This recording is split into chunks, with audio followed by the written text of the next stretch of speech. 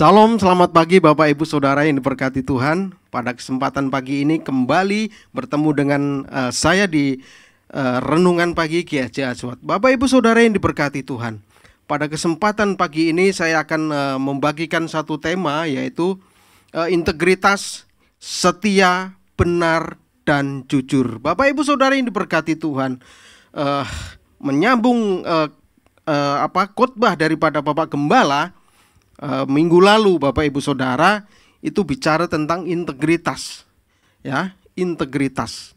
Nah, tetapi di sini saya akan membahas masalah setia, benar, dan jujur.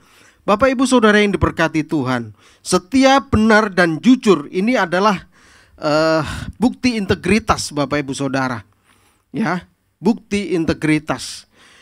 Setia, benar, dan jujur ini belakangan ini sudah mulai sedikit langka, boleh saya katakan begitu, Bapak Ibu Saudara, ya.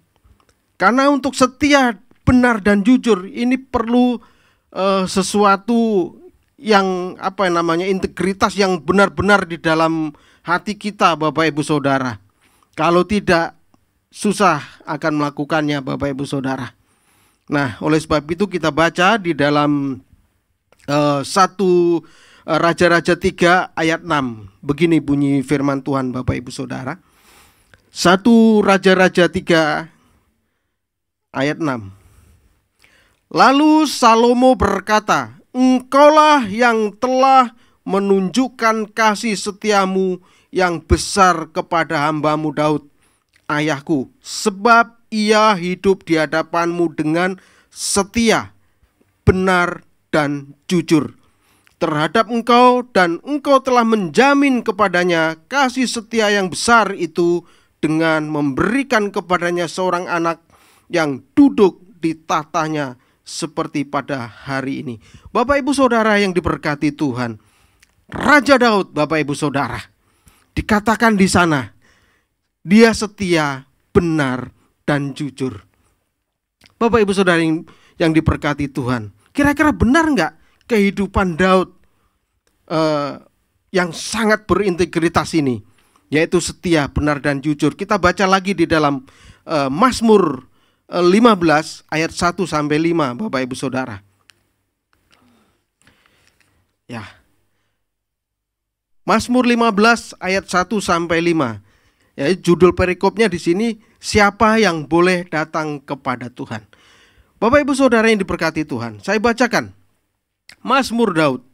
"Tuhan, siapa yang boleh menumpang dalam kemahmu? Siapa yang boleh diam di gunungmu yang kudus?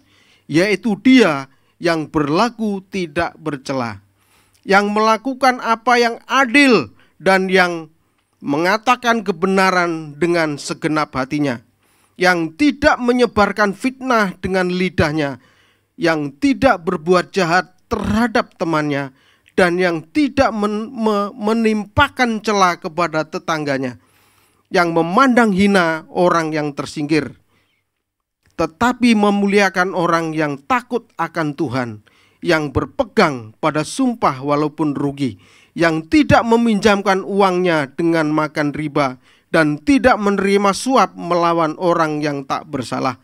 Siapa yang berlaku demikian tidak akan goyah selama-lamanya." Bapak Ibu Saudara yang diberkati Tuhan, benar sekali bagaimana Raja Daud ini, dia melakukan hidupnya itu tanpa celah, Bapak Ibu Saudara. Ya, benar-benar dipegang integritas ini dalam hidup daripada Raja Daud ini, Saudara. Ya, jadi siapa yang dapat tinggal di kemahnya Tuhan dan di gunungnya Tuhan itu?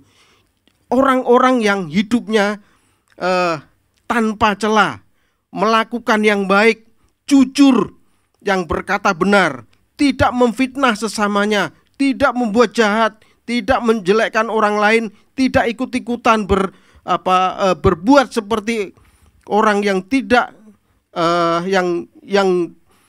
yang ditolak Allah, melainkan yang menghormati orang yang takut akan Tuhan atau taat. Orang yang menempati janji sekalipun harus merugi karenanya. Tidak mengharapkan bunga kalau meminjamkan. Dan yang terakhir, tidak menerima suap. Bapak Ibu Saudara, inilah kehidupan daripada Raja Daud, saudara. Jadi kalau kita mau tinggal di kemahnya Tuhan, maka kita harus melakukan hal ini, Bapak Ibu Saudara. Ya, di antaranya setia, benar dan jujur. Bapak Ibu Saudara, kita harus melakukan ini sebagai anak-anak Tuhan. Jadikan setia, benar dan jujur ini sebagai identitas kita sebagai anak-anak Tuhan. Bapak Ibu Saudara, di luaran sana sudah mulai langka setia, benar dan jujur ini. Oleh sebab itu pada pagi hari ini kita diingatkan kembali supaya kita berada di kemahnya Tuhan, supaya hidup kita berada di gunungnya Tuhan yang kudus itu. Harus berintegritas, melakukan setia, benar dan jujur dalam kehidupan kita. Jangan sampai orang mencela kita karena kita tidak jujur. Bapak Ibu Saudara, ini sangat penting dalam kehidupan kita sebagai anak-anak Tuhan.